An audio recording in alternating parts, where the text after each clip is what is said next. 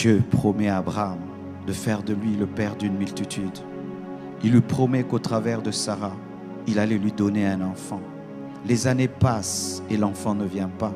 Sarah pousse Abraham vers Agar et ils ont un enfant, Ismaël, qui n'était pas le fils de la promesse. Et Dieu vient corriger cela. Il passe par Sarah afin de demander à Abraham de chasser Ismaël. Ismaël est le symbole de la volonté permissive, de quelque chose que tu as fait parce que tu étais impatient, d'une relation dans laquelle tu es parce que tu as forcé dans la chair, d'une chose que tu trimbales dans ta vie mais tu sais que ce n'est pas le plan parfait de Dieu. Et Dieu t'a toujours dit d'ôter cette chose de ta vie. Et certains, ils attendent le soir pour enlever Ismaël de leur vie, alors que c'est le matin. Il y a quelque chose dans ta vie qui n'est pas la volonté de Dieu. C'est Ismaël. Dans des moments charnels où tu avais perdu ta vie de prière, ton intimité avec Dieu et ta foi. Tu as fait des alliances, tu as engendré des choses, tu as commencé des choses, mais tu te rends compte quand tu deviens spirituel que ce n'était pas le plan de Dieu. Et Dieu te dit d'enlever Ismaël et c'est le matin. Ismaël peut être même un ministère que tu as commencé, mais ce n'était pas le plan de Dieu.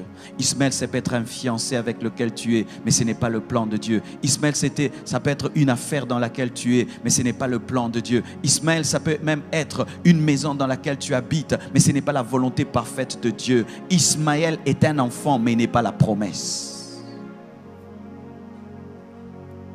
Quand tu as Ismaël dans ta vie, plus tôt tu te débarrasses de lui, plus tôt Isaac grandira, car la présence d'Ismaël met mal à l'aise Isaac. Qui est Ismaël dans ta vie? Un amoureux de Dieu ne tarde pas d'enlever Ismaël. Tôt le matin, il enlève Ismaël. Quand tu te rends compte dans ta vie que ce que tu pensais être le plan parfait de Dieu n'est pas le plan parfait de Dieu, tu peux dire à un fiancé: je pensais que tu étais l'homme de ma vie, mais Dieu m'a dit que moi, je serai une grande servante de Dieu. Je ne peux pas épouser un païen.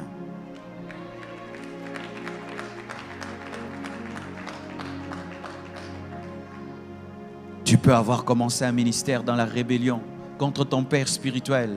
Mais quand tu deviens spirituel, tu te rends compte que cette église n'est pas dans la volonté de Dieu. Tu fermes l'église et tu rentres au pied de ton pasteur. Et tu dois le faire à temps. Tu dois le faire très tôt. Qu'est-ce qui est dans ta vie, Ismaël?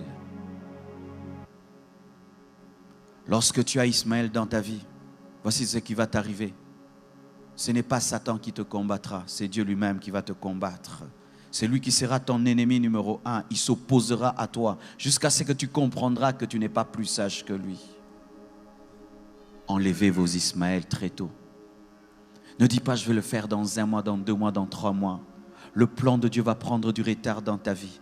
Je vous assure, mes frères et sœurs, il y a des choses qui prennent 10 ans dans nos vies, alors que ça devait prendre 1 semaine. Tellement que tu as tardé d'enlever Ismaël, tellement que tu as tardé d'enlever Ismaël, et Dieu voit qu'Isaac sera en danger.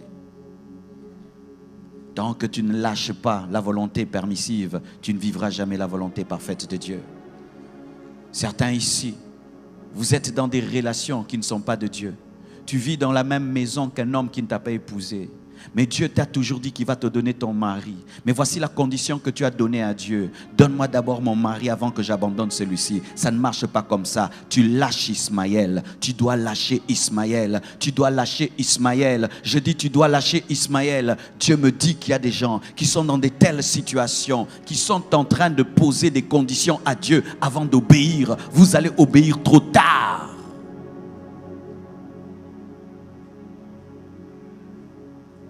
Le Seigneur te dit que les affaires que tu fais, ce sont des mauvaises affaires. Tu es en train de gagner ta vie, mais dans le vol. Tu gagnes ta vie dans la magouille. Et il te dit d'arrêter ce travail. Mais tu poses cette condition: Seigneur, tu me donnes d'abord un bon travail et alors j'abandonnerai le mauvais. Non, tu abandonnes le mauvais d'abord et le plan de Dieu s'accomplira.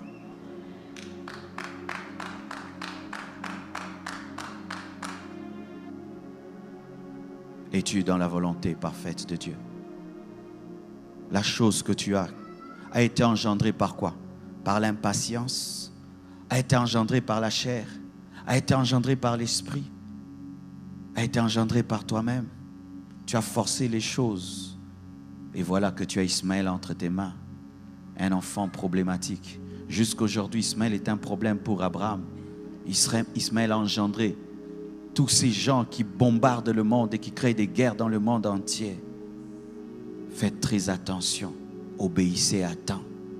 Vous savez, mes frères et sœurs, lorsqu'une maladie est au début, on peut la soigner très tôt. Mais si tu la laisses grandir, tu peux vivre une amputation.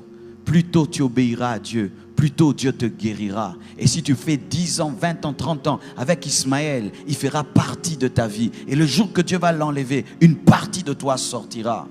C'est lorsque des gens arrivent jusqu'à avoir des enfants avec un mari d'autrui, des enfants qui ont grandi. Et là maintenant, l'Esprit de Dieu te dit de te séparer. Mais vous voyez le déchirement que ça cause. Ce n'est pas seulement que tu te sépares d'un homme, mais il y a des enfants.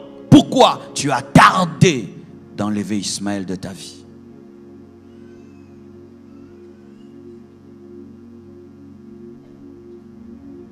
Écoutez, c'est bien. Dire qu'on a bien prêché dans la convention, c'est bien. Mais si nous, après nous avoir écoutés, mes frères, vous ne pratiquez pas ce que vous avez entendu et vous tardez encore, vos cœurs vont s'endurcir. Les hommes de ce monde disent qu'il faut battre le fer lorsqu'il est chaud. Pendant que l'Esprit de Dieu est en train d'opérer dans ce domaine de ta vie, profite-en pour décider et te libérer d'Ismaël.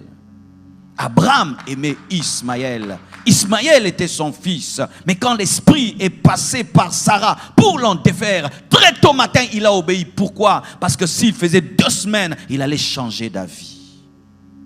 Je ne sais pas si ça t'arrive. Des fois, pour faire une chose, il faut vite la faire. Car si tu tardes, le diable va te parler et tu vas trouver des arguments pour rester dans un mal pendant 2 semaines. Et puis 2 semaines, ça fait 1 mois, 1 année, 2 ans, 3 ans. Et tu te retrouves à ta mort. Tu n'as jamais abandonné Ismaël.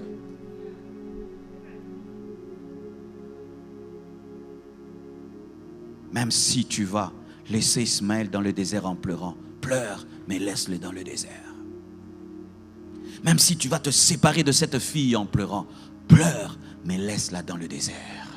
Même si tu vas sortir de cette relation en pleurant, pleure, mais laisse ça dans le désert. Parce que Jésus ne vient pas par Ismaël, Jésus vient par Isaac. Jésus vient par Isaac. La promesse n'est pas faite à Ismaël, elle est faite à Isaac. Et tu es en train de t'attacher à ce qui ne t'engendrera rien du tout. Certains même, vous êtes dans des églises qui sont des Ismaël. Tu es allé dans une église par colère, tu es allé dans une église par rébellion, tu es allé dans une église par impatience. Et là-bas, tu es en train de mourir spirituellement, tu es en train de mourir en toi-même. Et le Seigneur te parle et il te dit, ce n'est pas l'endroit, mais tu as déjà une responsabilité, tu as déjà des postes, tu as des ceci, de cela, et tu te regardes que tu perdras cela. Tout ce qu'on t'a donné là-bas comme titre, c'est Ismaël. Car des fois, le diable encourage la rébellion en faisant qu'on t'élève dans la rébellion. Ismaël, ce sont des faux papiers. Des faux papiers. Tu t'appelles Jonathan, mais dans tes papiers, tu t'appelles Gélor. Des faux papiers. Une vie de mensonge où tu mens chaque année et chaque mois. Ismaël, une vie qui n'est pas ta vie. Lorsque tu regardes ta vie, est-ce que c'est ta vraie vie? Aimes-tu ta vie? Es-tu heureux de cette vie que tu as? C'est Ismaël. Tu dois quitter cette vie, mais tu dois décider quand? Le matin. Maintenant.